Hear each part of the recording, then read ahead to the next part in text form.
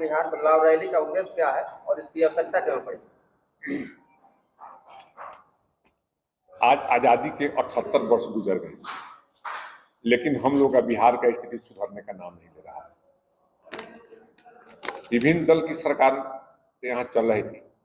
हमारे प्रशांत किशोर जी भी अपने स्तर से बहुत सारे सरकार को बनाने का काम किया, लेकिन उनको लगा कि जिस राज्य से हम पैदा लिए हैं वहां की बदहाली बद से बदतर होती जा रही है। तो उन्होंने अब निर्णय लिया अब हम बिहार के विकास के लिए कुछ काम करेंगे। बदलाव के लिए विगत 2 अक्टूबर 2024 को हम लोग का पार्टी का निर्माण हुआ। पार्टी के निर्माण काल में ही हम लोग उसी महीने में 4 विधानसभा का चुनाव जो लोकसभा के लिए रिक्त हुआ था वहां पर, और हम लोगों को 10% मत बिहार में आने का काम किया। यह बहुत ही बड़ी बात है। एक बार हम चुनाव लड़े और हम लोग को 10% मत हम लोग को आ जाए। बिहार में तो बहुत सारी एजेंडा है। हम लोग अभी 5 विषय पर मूलतः रूप से काम कर रहे हैं।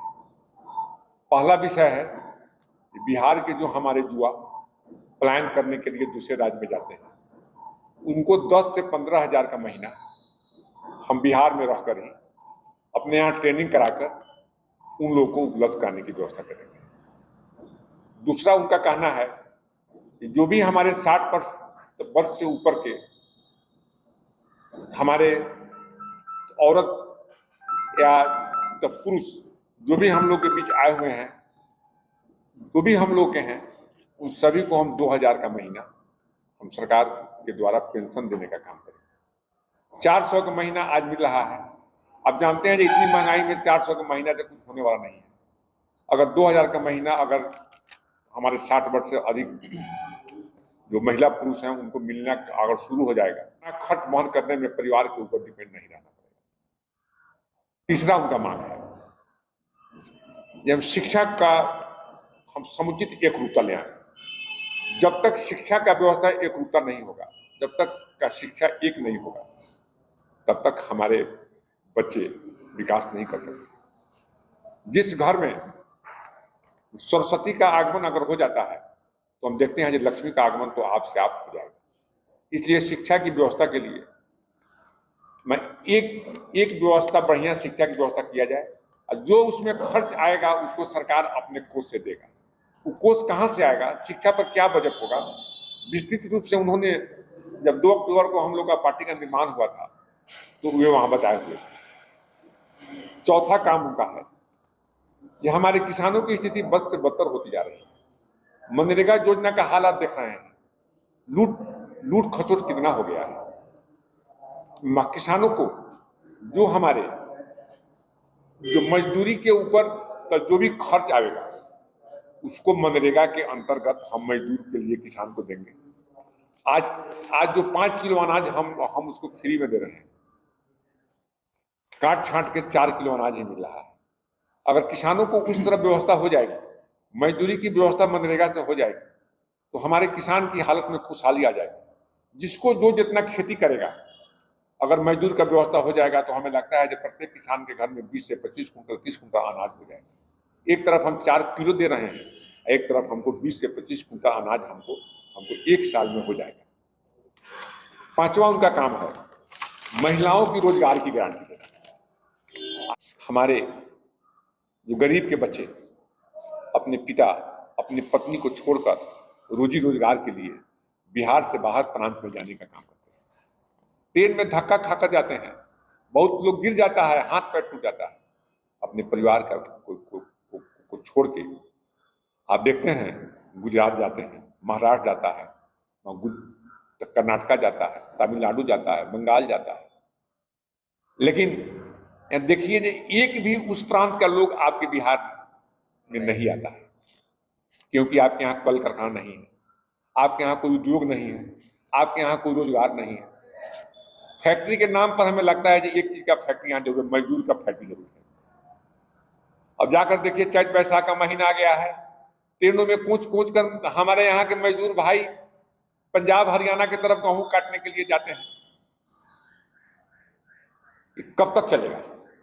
जब तक बिहार में बदलाव नहीं होगा, बिहार की व्यवस्था नहीं सुधरेगा तब तक यह नहीं बदल सकता है। बिहार के गांधी मैदान में 11 अप्रैल को कितने लोग पहुंचेंगे? हम लोग को टारगेट है जो 10 लाख लोग हमको पूरे बिहार से जाएगा।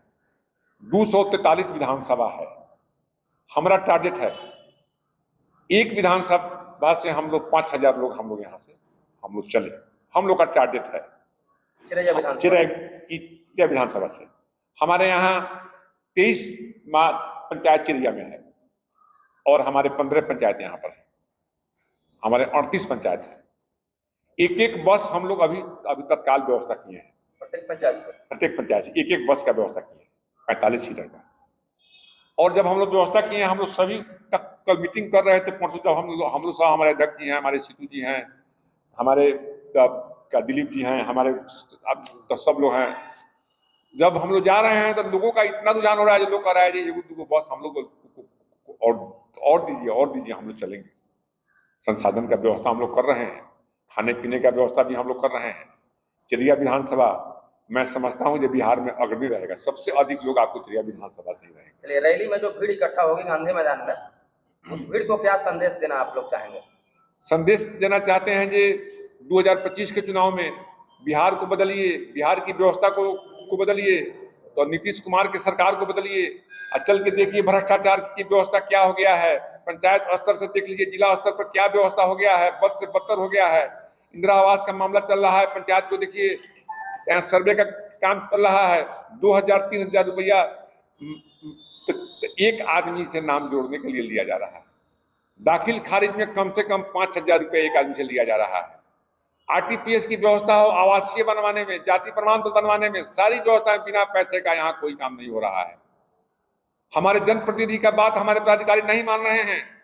विगत 15 दिन पहले यहाँ की विधानसभा के सदस्य लाल बाबू जी द्वारा सवाल उठाया गया था कि हमारी सीओ मैडम बात नहीं मानती हैं। जब हमारे विधायक जी का जब यहाँ ये हाल है, उनका बात कोई नहीं मानता है, हम लोग का कौन बात मानेगा? कोई भी यहाँ प्रतिनिधि में सामंजस्य नहीं है, किसी को किसी से पाट नहीं है। जब तक सामंजस्य नहीं होगा तब तक हम लोग एक साथ के नीचे, एक छत के नीचे हम लोग सभी पार्टी के लोग, हम लोग सभी प्रतिनिधि जब तक नहीं बैठेंगे तब तक भ्रष्टाचार पर लगाम नहीं लग सकता है। क्या इस रैली के साथ ही जन स्वराज चुनावी मोड में आ जाएगी 2025 बिहार विधानसभा चुनाव के लिए? हम लोग तो लग गए हैं चुनावी मूड में, हम लोग लग गए हैं। आप देखते होइएगा प्रतिदिन हम लोग 10-20 सभा कर रहे हैं। हम लोग को जुनून सवार है, हम लोग कैसे बिहार की व्यवस्था को बदलेंगे। हमारे प्रशांत किशोर जी प्रणेता बिहार की बदलाव के लिए उन्होंने आगे बढ़ चढ़ के हिस्सा लिया है।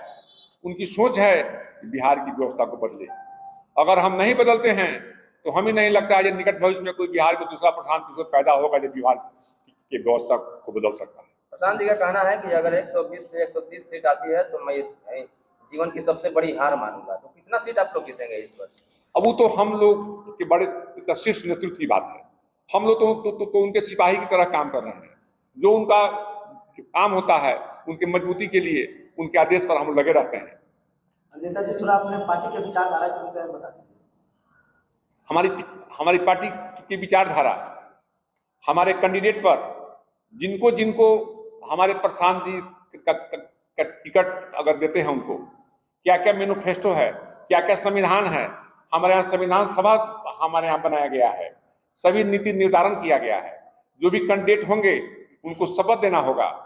अगर आप भ्रष्टाचार में लिप्त अगर आप पाए जाते हैं तो आपकी विधानसभा की सदस्य बर्खास्त कर दी जाएगी। हम लोग अच्छे लोग को टिकट देंगे, ईमानदार लोग को टिकट देंगे। अच्छे लोग जब तक आपके बीच चुन के नहीं आएंगे तब तक आपका विकास नहीं हो सकता है, भ्रष्टाचार पर लगाम नहीं लग सकता है।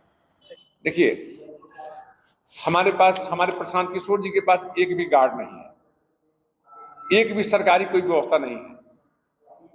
हमारे पार्टी के लोग ही इतना जुड़े हुए हैं, इतना ही अनुशासित हैं, इतना सब का तरीका से रहते हैं कि हमारे यहाँ कोई भी हमारे यहाँ कंट्रोलिंग की आवश्यकता नहीं है।